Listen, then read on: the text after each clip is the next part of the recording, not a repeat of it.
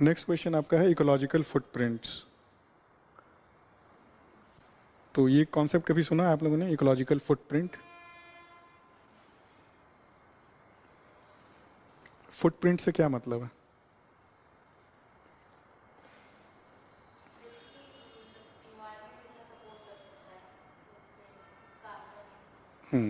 मतलब एक तरह से आप कितनी अपनी छाप छोड़ रहे हैं, तो इकोलॉजी पे आप कितनी अपनी छाप छोड़ रहे हैं, अगर लिटरल मीनिंग निकालें उससे।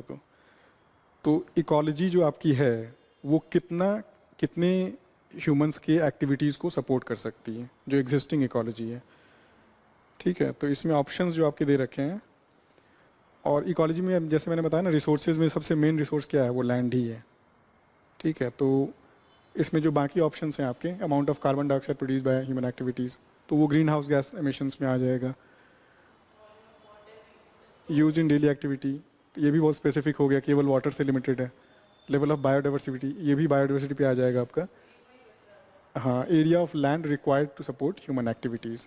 ठीक है, थोड़ा और इसको वाइड कर सकते हैं, लेकिन इन सब में बेस्ट। हाँ हाँ, तो ऐसा होगा कई बार कि कुछ ऑप्शन आपको मतलब बेस्ट कोई भी ना लगे, लेकिन उसमें से जो सबसे अच्छा है वही आपको चूज़ करना है। ठीक है, एक इसी में कॉन्सेप्ट होता है ओवरशूट का कॉन्सेप्ट। वो क्या होता है? इकोलॉजिकल फुटप्रिंट से ही रिलेटेड है कॉन्सेप्ट, ओवरशूट। ओवरशूट से आप क्या समझ रहे हैं? Ecological overshoot.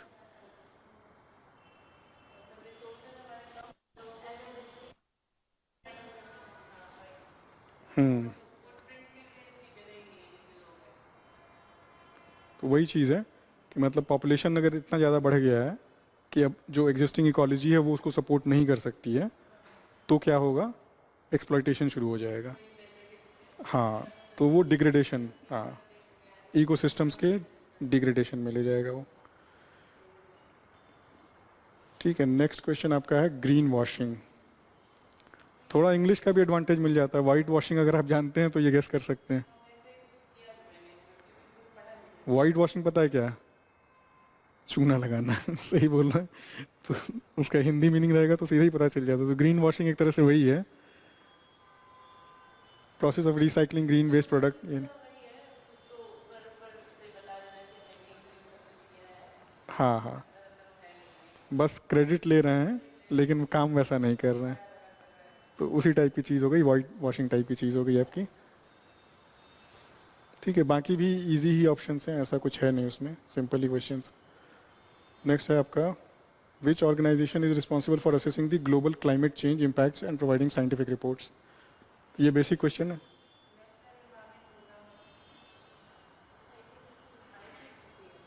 हाँ, आईपीसीसी है, ये डायरेक्ट क्वेश्चन है ये। For assessing the global climate change impacts and providing scientific reports. तो यहाँ पे जो की टर्म है वो साइंटिफिक है आपका। ठीक है, तो आईपीसीसी का क्या काम है? यूएन यूनेप जो है ये आपका एक्शंस लेगी, सारे स्टेट्स को मिला करके, मेंबर कंट्रीज को मिला के, वो उस पर एक्शन लेने के लिए ये लोग आएंगे साथ में। लेकिन किस पे एक्शन लेना है, कितना एक्शन लेना है, हाँ, वो आईपीसीसी की रिपोर्ट्स हमको प्रोवाइड करती हैं, साइंटिफिक इंटेलिजेंस प्रोवाइड करती हैं। और इस पे एक ये भी अच्छा क्वेश्चन बनता है कि आईपीसीसी खुद साइंटिफिक रिसर्च करता है क्या इन चीज़ों को जानने के लिए? तो ये खुद का इसका अपना रिसर्च नहीं होता है, जो वर्ल्ड ओवर साइंटिस्ट कर रहे हैं उन्हीं को ये स्टडी करके एक रिपोर्ट तैयार करता है। ठीक है, तो ये अपनी इसकी कोई रिसर्च बॉडी अलग से हो ऐसा नहीं है। ये साइंटिफिक जो भी डॉक्यूमेंट्स हैं उनको स्टडी करता है, जो रिसर्च चल रहे हैं ऑलरेडी उनको स्टडी करता है और उसके बेसिस पे अपना रिपोर्ट तैयार करता है। आईपीसीसी कब बना था, कब इस्टेब्लिश हुआ था?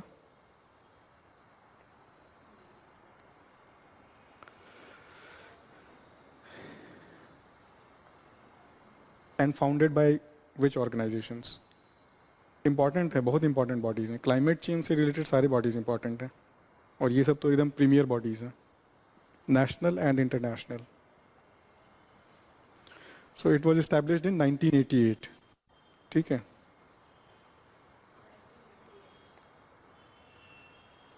बाय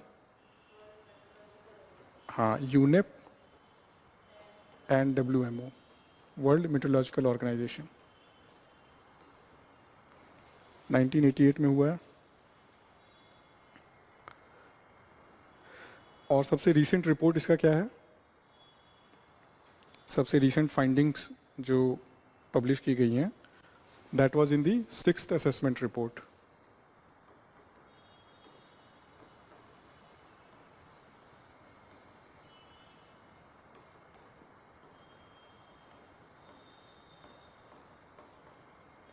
और ये पब्लिश हुआ है आपका 2023 में,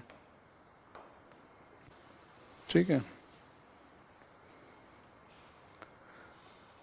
तो जो भी ये टारगेट आप सुनते होंगे कि इंडस्ट्रियल लेवल से, इंडस्ट्रियल एरा जो था उस समय से कितने डिग्री सेल्सियस, 2 डिग्री सेल्सियस बढ़ सकता है कब तक, या हमको ह्यूमन सिविलाइजेशन को बचाने के लिए क्लाइमेट को रखना है, टेम्परेचर को रखना है कितने, 1.5 डिग्री के अंदर। जैसे पेरिस एग्रीमेंट में जो भी आपको टारगेट्स मिलते हैं, तो वो सब टारगेट किस बेसिस पे डिसाइड होते हैं, IPCC की रिपोर्ट्स पे, ठीक है।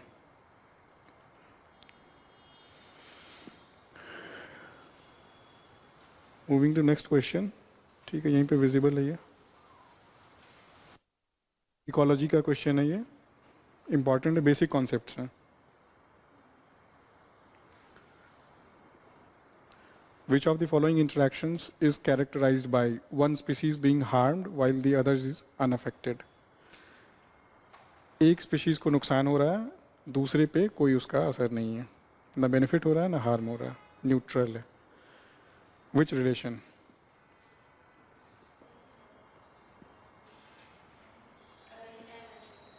एमेंसलिज्म, ठीक है। थोड़ा इंग्लिश का भी आप देखोगे तो जैसे म्यूचुअल, हाँ, तो मतलब टर्म से भी थोड़ा आपको पॉजिटिव बोलते हैं ना, कॉनोटेशन पता चलना कि क्या कॉनोटेशन है उसका। तो म्यूचुअलिज्म में आपका थोड़ा सा पॉजिटिव फील आएगी, इसमें भी थोड़ा सा कोऑपरेशन, कोऑपरेटिव्स, इस टाइप के टर्म्स रहते हैं। एमेंसलिज्म आपका नेगेटिव हो गया, ये भी नेगेटिव है, ये दोनों ही नेगेटिव है। तो म्यूचुअलिज्म में क्या हो रहा है, दोनों ही बेनिफिट करेंगे, म्यूचुअल बेनिफिट, ठीक है, परस्पर एक दूसरे को लाभ पहुंचाना है।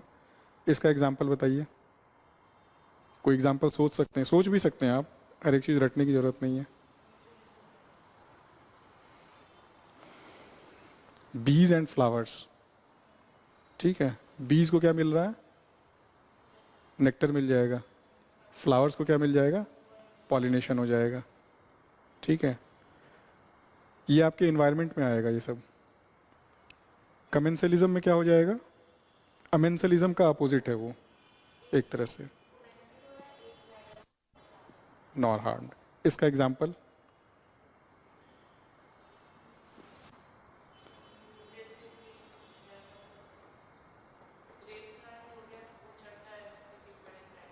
हाँ, एपीफाइट्स उसको बोलते हैं, सही दिया आपने, एपीफाइट्स है। तो इनको, ये उसका सहयोग लेना है बड़े ट्री का, लेकिन उसको हार्म नहीं कर रहे हैं, ठीक है। इसके बाद अमेंसलिज्म का एग्जाम्पल,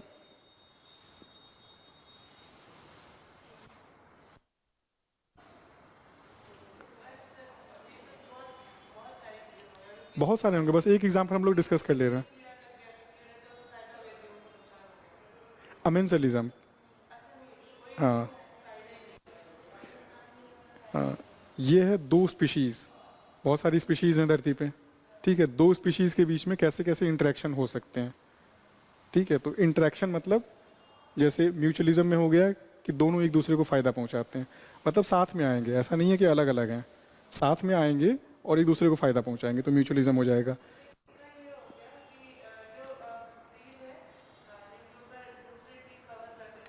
हम्म,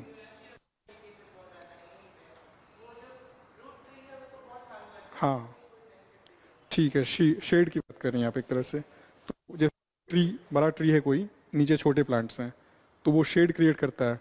तो बड़े ट्री को कोई फर्क नहीं पड़ रहा है छोटे प्लांट का कुछ बिगड़ रहा है नहीं बिगड़ रहा है, उससे बड़े ट्री को कोई मतलब नहीं है, लेकिन छोटा प्लांट, उसकी डेथ हो जाएगी, वो ग्रो नहीं कर पाएगा, स्टंट हो जाएगा या तो, ठीक है। तो उसमें अमेंसलिज्म हो गया, एक पे नेगेटिव हो रहा है और एक न्यूट्रल है। प्रिडेशन सबको पता है, दोनों नेगेटिव नहीं है। दोनों नेगेटिव रहेंगे तो आएंगे क्या साथ में? ये भी क्वेश्चन है ना। तब तो दोनों एक दूसरे से भागेंगे ऐसा। हाँ, ठीक है। तो एक शिकार करेगा, एक शिकारी होगा, तो जो मरेगा उसका नुकसान है। नेक्स्ट क्वेश्चन आपका, पिरामिड। ये भी इंपॉर्टेंट कॉन्सेप्ट है इकोलॉजी का ही। May be inverted in forest ecosystem. Ecosystem भी बता दिया आपको, क्योंकि एक्वेटिक इकोसिस्टम में कुछ अलग केस हो सकता है, तो इसने स्पेसिफाई कर दिया आपको फॉरेस्ट इकोसिस्टम। कौन कौन से होते हैं पिरामिड्स? हाँ, ठीक है। तो इसमें से कौन सा लग रहा है आपको? मे बी इन्वर्टेड बोल रखा है।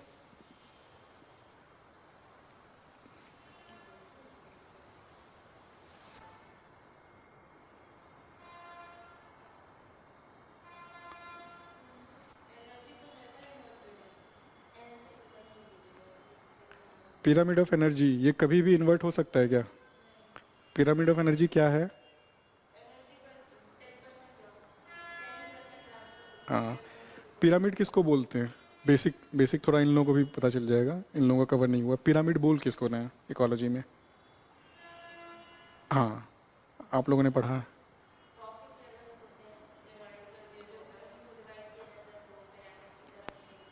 ठीक है। जो भी फूड चेन में होता है ना, ट्रॉफिक लेवल्स होते हैं। जैसे प्लांट्स हैं, प्लांट्स को खाएंगे हर्बीवोर्स, हर्बीवोर्स को खाएंगे कार्निवोर्स। तो ये अलग अलग ट्रॉफिक लेवल्स आपके हो गए। ठीक है, तो पिरामिड क्या करता है? पिरामिड मेजर करता है कि से कोई, तो वो, हाँ, इस लेवल पे कितनी एनर्जी है, इस लेवल पे कितनी एनर्जी है, अलग अलग ट्रॉफिक लेवल्स पे देख रहा है। ठीक है, और नंबर ऑफ ट्रॉफिक लेवल्स करेंगे डिपेंडिंग अपॉन कि हम किस चेन को फॉलो कर रहे हैं। ठीक है, तो जैसे एनर्जी देख रहे हैं, तो अब जितने प्लांट्स हैं उसमें एनर्जी स्टोर्ड है। पहला लेवल हमारा यही हो गया, ऑटोट्रॉफ्स। प्लांट्स अपना फूड खुद बना रहे हैं। हाँ, तो वो खुद ही फूड क्रिएट कर रहे हैं, इसीलिए ऑटोट्रॉफ्स बोल रहे हैं। वो किसी और पे डिपेंडेंट नहीं है। तो हाँ, तो सबसे ज़्यादा एनर्जी, क्योंकि सबको एनर्जी इन्हीं से मिल रही है, तो सबसे ज़्यादा एनर्जी इनके पास है। फिर हर्बीवोर्स, फिर उसके बाद कार्निवोर्स। तो ये लेवल गिरता जाता है। वो मेजर भी किया उन लोगों ने, 10% जो रिडक्शन ऐसा होता है, हर इतना चेंज आता, इतना ही ट्रांसफर हो पाता है एनर्जी का। ठीक है, ऐसे ही नंबर का होगा। ये हमने एनर्जी पैरामीटर लिया था। पिरामिड आप बना सकते हैं, नंबर भी ले सकते हैं। कि अब नंबर ऑफ प्लांट्स देखेंगे तो क्या लग रहा है? Number of plants, number of herbivores, number of carnivores. Forest में नंबर डिक्रीज करेगा कि इंक्रीज करेगा? प्लांट्स ज़्यादा होंगे, हर्बीवोर ज़्यादा होंगे, या कार्निवोर ज़्यादा होंगे? हाँ, जनरली बायोमास के हिसाब से हो सकता है। पैरामीटर बायोमास ले सकते हैं कि कितना बायोमास, स्टैंडिंग बायोमास कितना है, प्लांट का कितना है, हर्बीवोर्स का कितना है। हर्बीवोर्स में सारे एनिमल्स आ जाएंगे जो वेजिटेरियन है।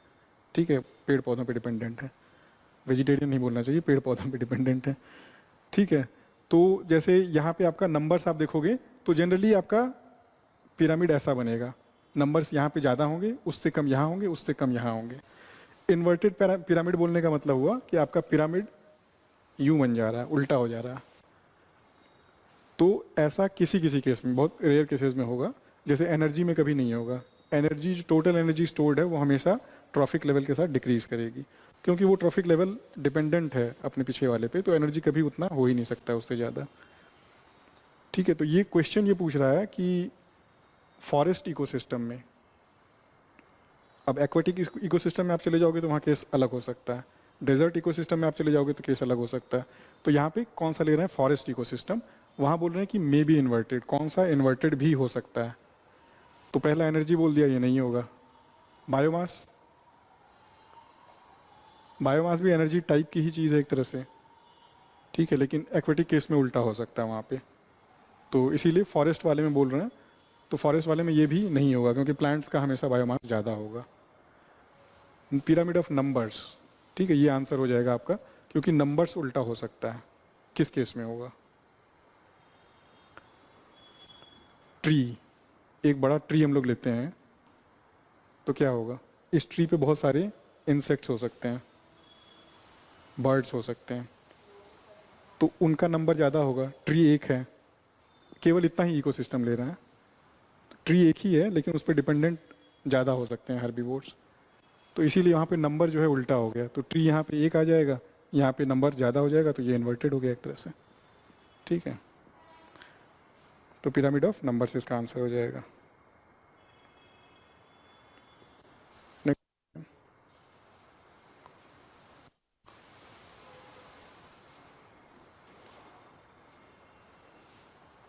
अच्छा, एक छूट गया। Environmental agreement for ozone layer, protection of ozone layer, बहुत इंपॉर्टेंट है। मॉन्ट्रियल प्रोटोकॉल कौन सा कन्वेंशन था? हाँ, किस कन्वेंशन के बाद? ये प्रोटोकॉल है ना, प्रोटोकॉल है। प्रोटोकॉल जनरली कन्वेंशंस पे बेस्ड होंगे, जैसे क्योटो प्रोटोकॉल है।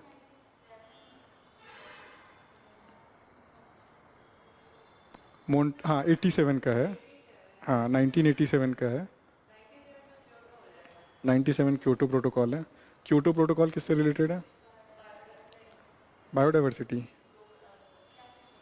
क्लाइमेट चेंज, यूएनएफसीसी के मेन प्रोटोकॉल्स में से आता है। क्योटो के बाद कौन सा आया है? पेरिस एग्रीमेंट उसके बाद। ठीक है, तो जैसे क्योटो प्रोटोकॉल क्लाइमेट चेंज के लिए था, यूएनएफसीसी से रिलेटेड था, ये किस कन्वेंशन से रिलेटेड है? Montreal protocol.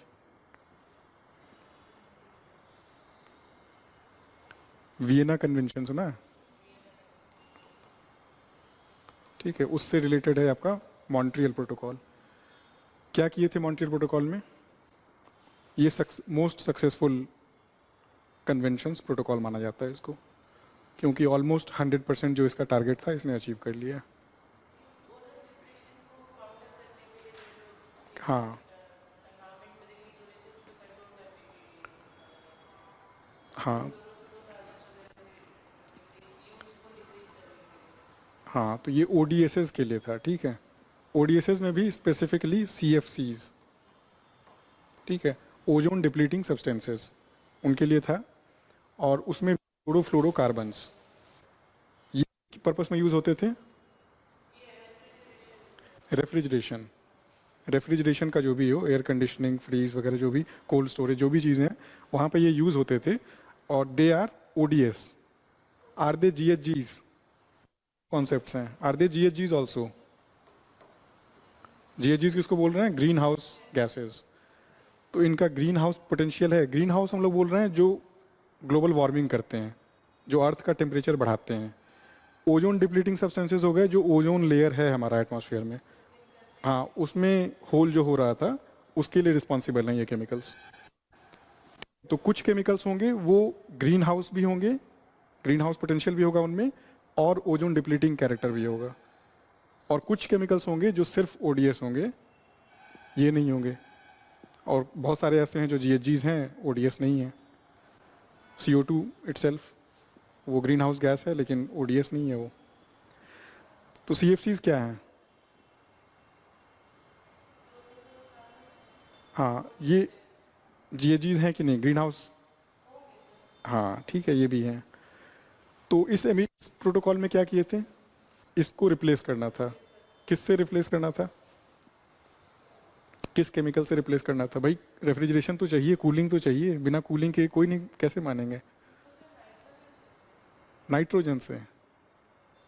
नाइट्रोजन तो बहुत एबंडेंट चीज़ है, फिर तो दिक्कत ही सारी खत्म हो जाती, नेचुरल भी है वो।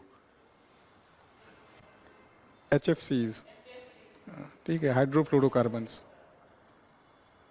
लेकिन HFCs क्या है? HFCs ओजोन डिप्लीटिंग नहीं है, ओजोन डिप्लीट नहीं करते हैं, लेकिन ग्लोबल वार्मिंग हाई पोटेंशियल है इसका। हाँ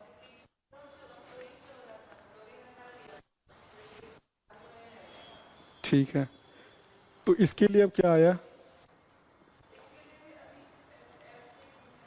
इसके लिए कुछ आया?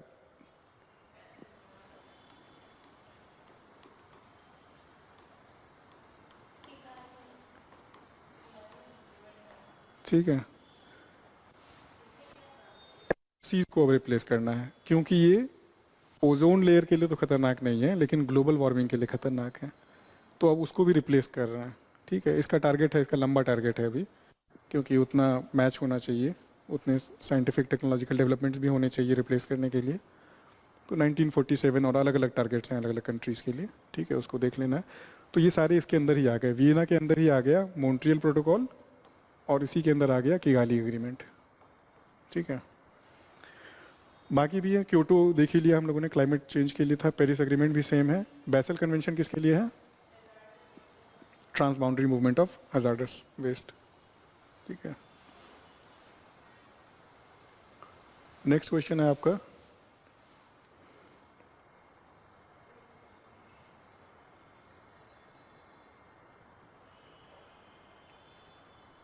एजर्सन रीजन है इसमें तो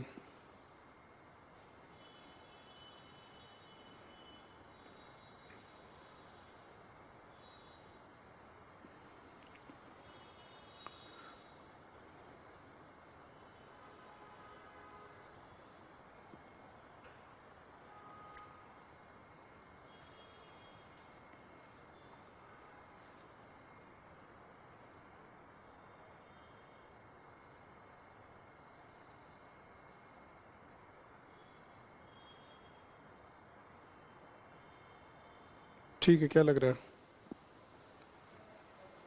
पॉलिटी हुआ है? आपका कुछ क्लास में पॉलिटी हुआ है? पॉलिटी में कितना कवर हुआ है? शुरुआत का ही होगा अभी। ठीक है, ये पार्लियामेंट के अंदर आपको पढ़ाया जाएगा कि पार्लियामेंट्री प्रिविलेजेस क्या है।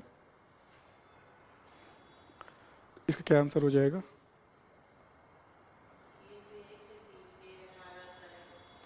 Correct and explanation is correct. ठीक है, वही है। तो इसमें बस यही है कि ए की जगह डी हो गया है। ये भी एक ट्रिक रहता है, कई जगह देख लेना चाहिए, क्योंकि जनरली ये ए में रहता है हर जगह, कई बार ऐसा हो सकता है। कौन सा आर्टिकल है पार्लियामेंट्री प्रिविलेजेस से रिलेटेड? आर्टिकल 105 है। ठीक है, दो तरह के होते हैं प्रिविलेजेस। क्या हुआ?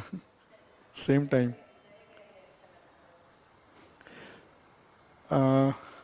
दो तरह के प्रिविलेजेस उसमें बताए गए हैं, कौन कौन से? कलेक्टिव रहता है, एक इंडिविजुअल। ठीक है, देख लेना है उसको। नेक्स्ट है आपका ये प्रोविजंस।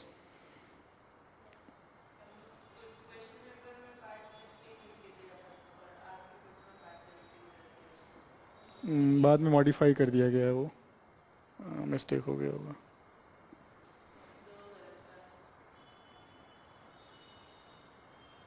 कौन कौन से गलत हो जाएंगे इसमें? ट्राइब्यूनल्स का कौन सा है?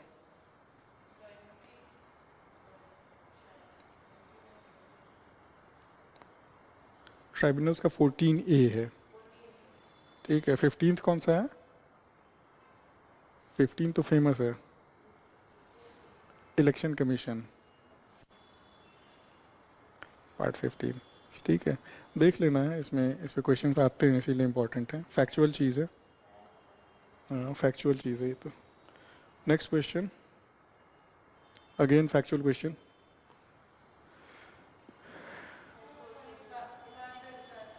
बासठ साल। सुप्रीम कोर्ट का क्या रहता है? 65। ठीक है,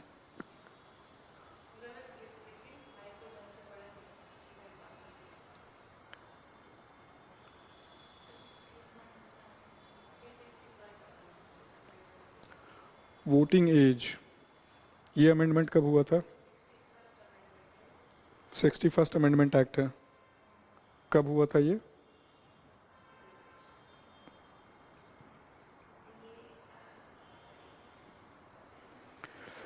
voting age reduced from 21 years to 18 years. 1988 में पास हुआ है और 89 से इम्प्लीमेंट हो गया ये। ठीक है,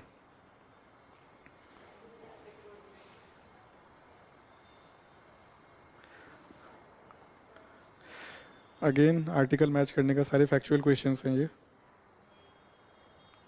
क्या लग रहा है इसमें, अटेम्प्ट किया था आप लोगों ने ये?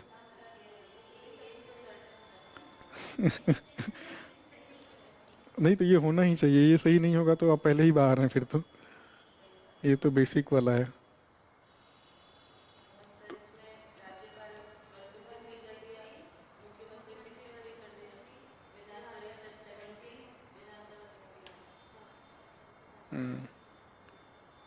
ठीक है, 71 और 70 में क्या बताया गया?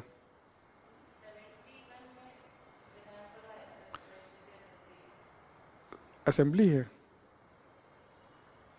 इसका करेक्ट आंसर है बी।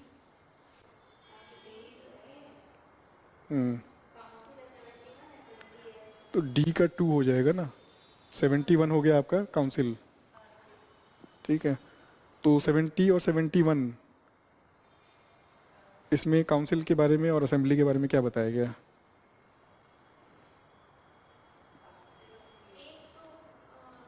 कंपोजिशन। ठीक है, दोनों का कंपोजिशन बताए हैं। तो कंपोजिशन क्या होती है लेजिस्लेटिव काउंसिल? इस पे क्वेश्चंस बन सकते हैं और एडिशनली, इसलिए डिस्कस कर लेते हैं।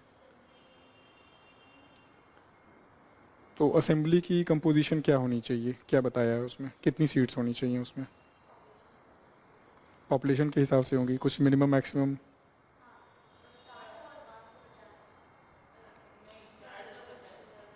60 एंड 500।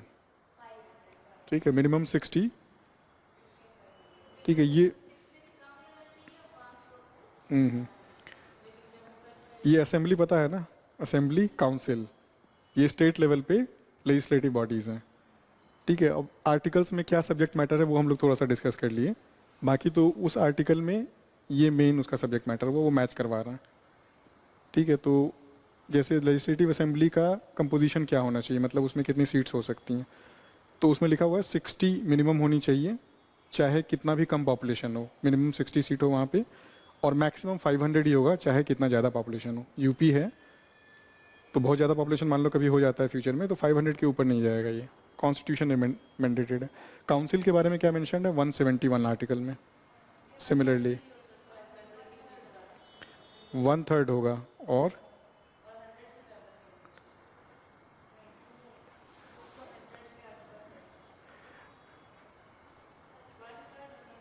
मैक्सिमम है क्या इसमें?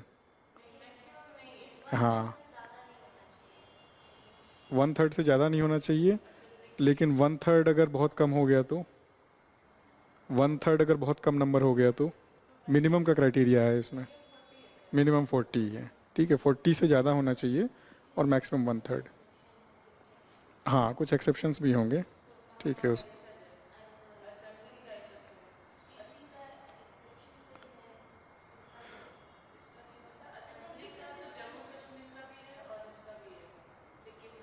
जम्मू कश्मीर तो अब राज्य ही नहीं है अभी, अभी तो यूटी है। ठीक है,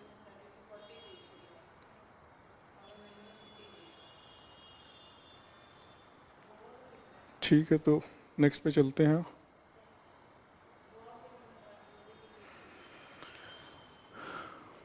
देख लेना है उसको, कुछ ऐसा डाउट आ रहा है तो उसको क्लियर कर लेना है।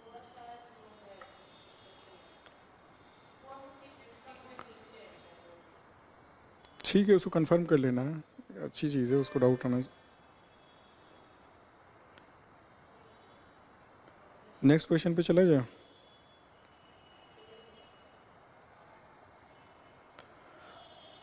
नेक्स्ट भी आपका फैक्चुअल ही है। ये लिस्ट्स किस शेड्यूल में है? 7th schedule. तो इसमें से कौन सा स्टेट लिस्ट में नहीं आएगा? सिंपल क्वेश्चन है, डायरेक्ट। मेजर पोर्ट्स है। ठीक है, मेजर पोर्ट्स आपके यूनियन के कंट्रोल में आते हैं, केवल माइनर पोर्ट्स ही हैं जो स्टेट गवर्नमेंट के कंट्रोल में आते हैं। Next question.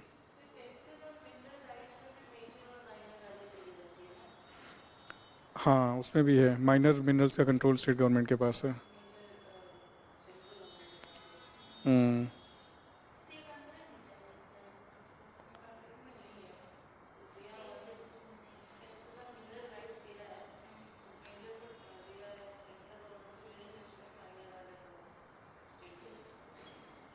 ठीक है, नेक्स्ट क्वेश्चन।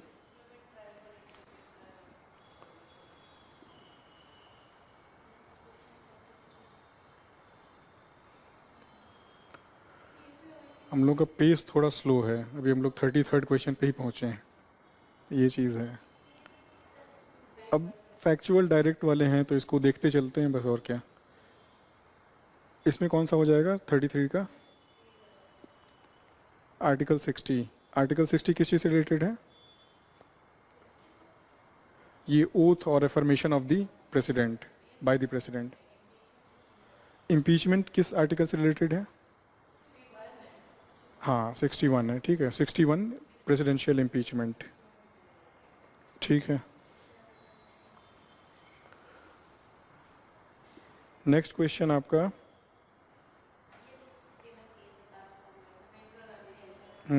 मनिका गांधी, ठीक है, Manika Gandhi,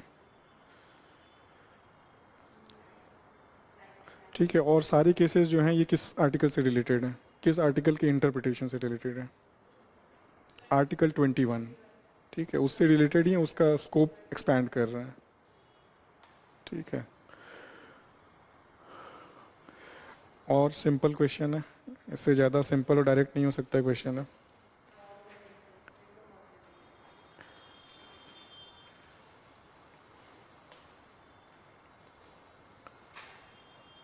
model Minto reforms होता है ना जनरली, उल्टा लिख दिया। उसमें एक क्या होते हैं, स्टेट, हाँ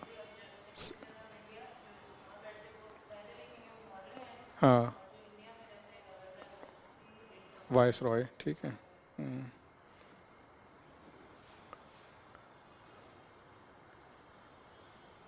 फिर से असेशन रीजन,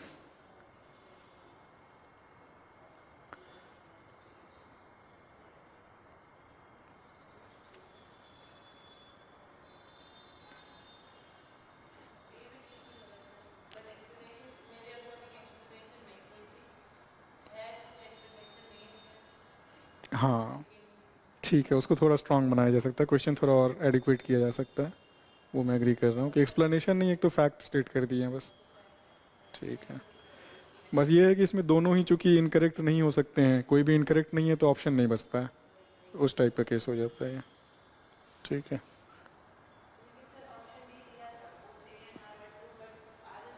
अच्छा हाँ ये भी है आपका, हाँ ये बात भी सही है, लेकिन ऐसे क्वेश्चन में थोड़ा सा डाइसी रहता है वो, कई बार स्ट्रॉन्ग स्टेटमेंट नहीं रहता है उतना, ठीक है। ये आपका PCS,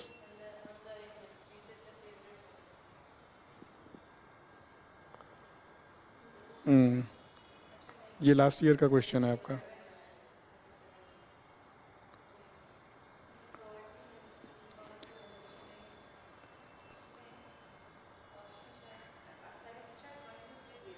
one two three correct है।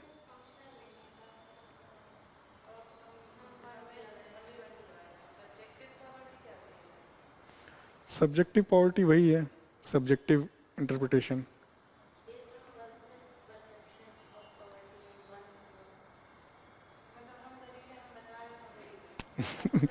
सर्वे करवा, अब सर्वे करवाने जा रहे हैं, पूछ लिया कि आप गरीब हैं कि नहीं तो उसने खुद बता दिया।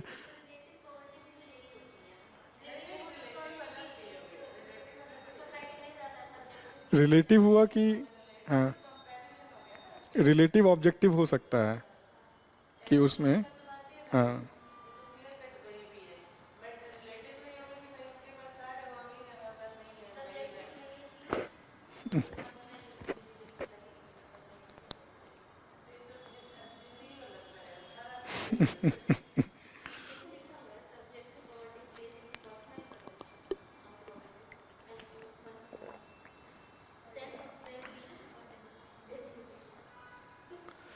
ठीक है, तो इसका वन टू थ्री ही है आपका।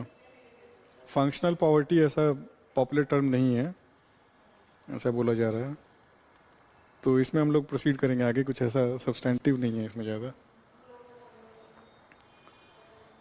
Global hunger index, again factual information याद रखना है आपको।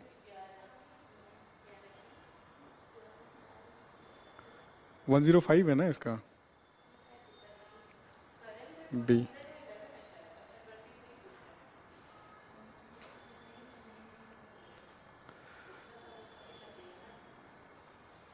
कौन पब्लिश करता है इसको, ग्लोबल हंगर इंडेक्स? ये यूपीएससी पर्सपेक्टिव से भी इम्पॉर्टेंट ही हैं, ये इंडेक्स वगैरह इम्पॉर्टेंट ही हैं, ठीक है। और ये करंट अफेयर्स में आएंगे, इसके लिए बहुत ज़्यादा बैकग्राउंड नहीं चाहिए, ये आप देख सकते हो। यूपीएससी पर्सपेक्टिव से आपका ये हो जाएगा कि आपको थोड़ा पैरामीटर्स भी आपको देखने पड़ेंगे कि किस पैरामीटर पे मेज़र कर रहा है वो।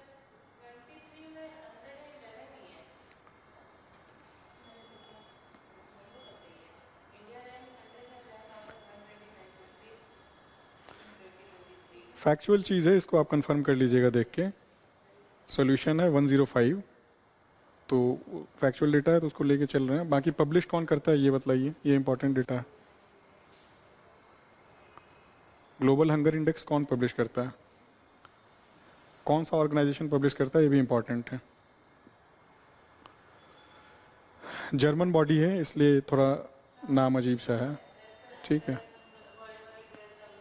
हाँ, एक कंसर्न वर्ल्ड वाइड है और एक मैं स्पेलिंग लिख दे रहा हूँ।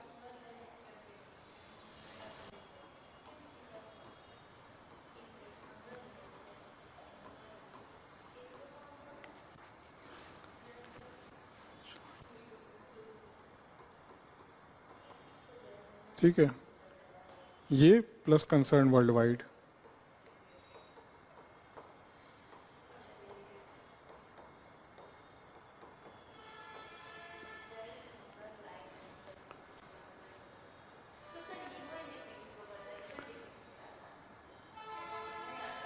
यूएनडीपी बहुत सारे पब्लिश करता है, तो देखना पड़ेगा उसमें किसकी बात हो रही है।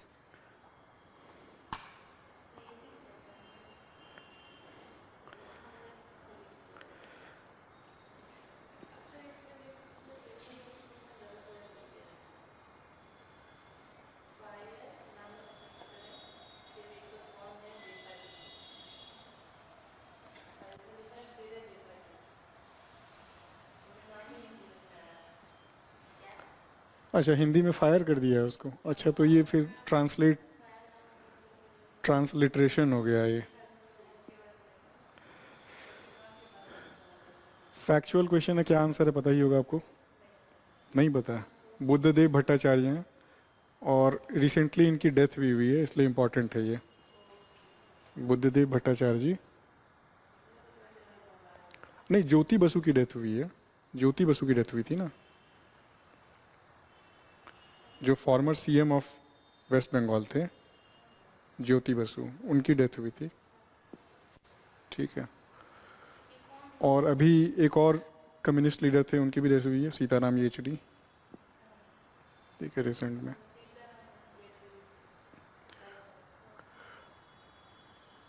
Which country secured the second highest position Paris Olympic से अगेन? ठीक है, फर्स्ट पोजीशन? अच्छा,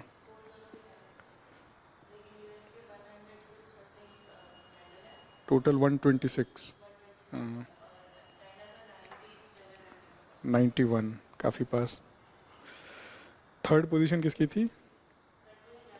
जापान की है। ठीक है, और इंडिया की रैंक तो हम लोग देख चुके हैं पहले, 71 है। ठीक है,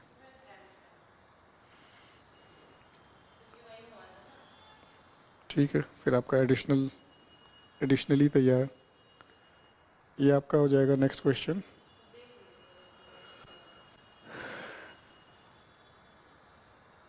तो ये भी इजी क्वेश्चन है, इसमें एलिमिनेट करना बहुत आसान था। ठीक है, नाम हो सकता है ना याद हो, लेकिन विक्रम बत्रा सबको पता है कि कारगिल से एसोसिएटेड है। उकाई डैम, ये डैम किस पे बना है?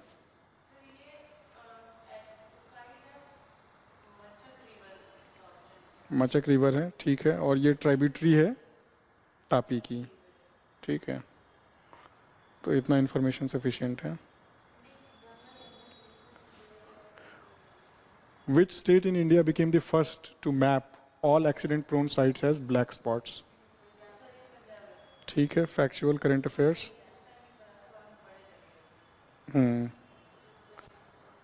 अगले क्वेश्चन पे चलते हैं। Which Indian temple was included in the Guinness world of record? Mass Surya Namaskar, Modhera sun temple कहाँ पे है ये? गुजरात में है। ठीक है, और दूसरा सन टेम्पल आपका है कोणार्क में, वो हो गया आपका उड़ीसा में। ठीक है, बाकी का भी पता होगा। खजुराहो कहाँ पे है? एमपी में है।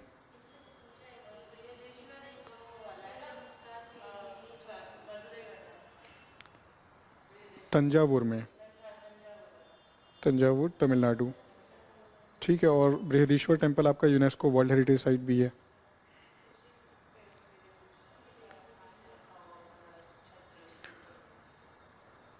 खजुराहो टेम्पल किनका बनवाया हुआ है, किस डायनेस्टी का? चंदेल्स का है, ठीक है। 45th क्वेश्चन, 46th सेशन, ये अभी रिसेंटली हुआ था।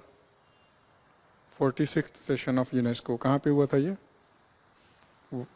वर्ल्ड हेरिटेज कमेटी, नई दिल्ली, न्यू दिल्ली। और इसमें इंडिया के एक साइट को डिक्लेयर भी किया था।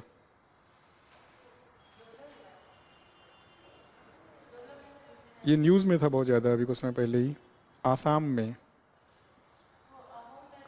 हाँ, मॉइडम्स जो भी बोलते हैं। हाँ, तो उसको हेरिटेज भी डिक्लेयर किया है।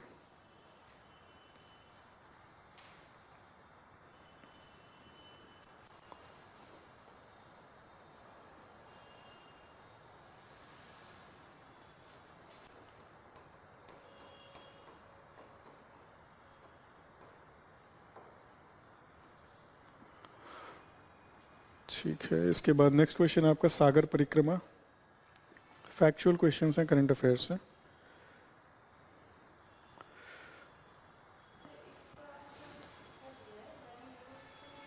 इसका प्रोटेक्ट मरीन इकोसिस्टम ही दे रखा है, थोड़ा जेनेरिक टाइप का है, बहुत ऐसा कुछ फ्लैगशिप इनिशिएटिव भी नहीं है।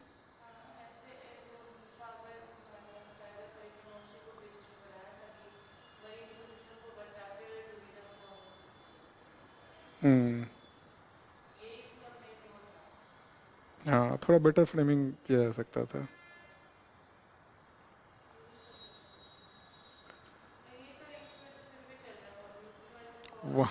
वहाँ भी हो जाता है ये। यूपीएससी में थोड़ा कम इश्यूज आते हैं इस टाइप के क्वेश्चन। ठीक है, what is the next question आपका हो गया, first woman officer to be posted at Siachen. इसका आंसर है प्रिया मेहता।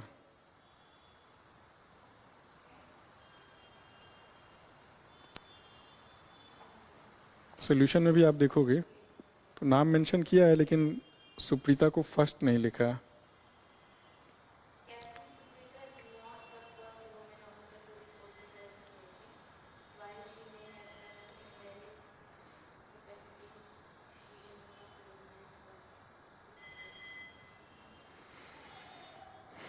ठीक है, तो इसको आप नोट डाउन कर लीजिए, कंफर्म कर लीजिएगा बाद में। हम लोग प्रोसीड करते हैं तब तक अगले क्वेश्चन पे। हाँ, लेफ्टिनेंट कर्नल प्रिया मेहता इसका आंसर हो गया। नेक्स्ट है आपका हेडक्वार्टर से क्वेश्चन है। ठीक है, इससे भी डायरेक्ट क्वेश्चंस आते हैं। ठीक है, उसको कंफर्म कर लेना एक बार। ठीक है, नेक्स्ट क्वेश्चन पे चलते हैं, 48th पे। पेरिस में आपका यूनेस्को का हो गया, बाकी का कहाँ पे है? WHO, जेनेवा स्विट्जरलैंड, IMF,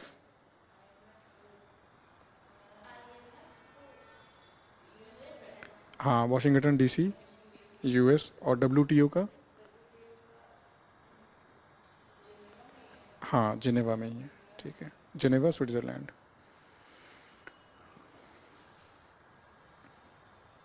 ठीक है, अगेन डायरेक्ट क्वेश्चन है फिर से, किस टाइप का बॉन्ड है हाइड्रोजन मॉलिक्यूल में?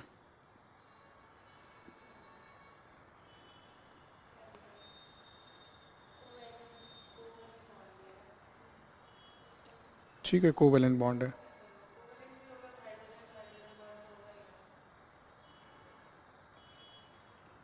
नहीं, हाइड्रोजन बॉन्ड ऐसा, हाइड्रोजन मॉलिक्यूल जो है,